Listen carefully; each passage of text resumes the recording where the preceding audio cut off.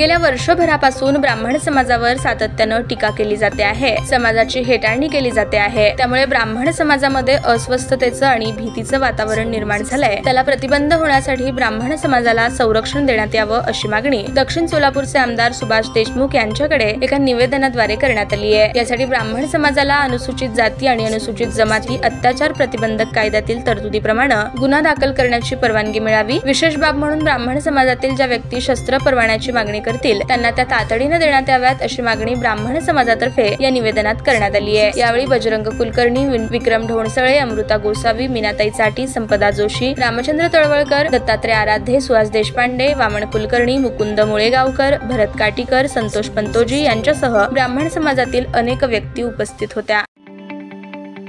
ताज्या बातम्या पाहण्यासाठी प्राईम महाराष्ट्र न्यूज चॅनलला सबस्क्राईब करा।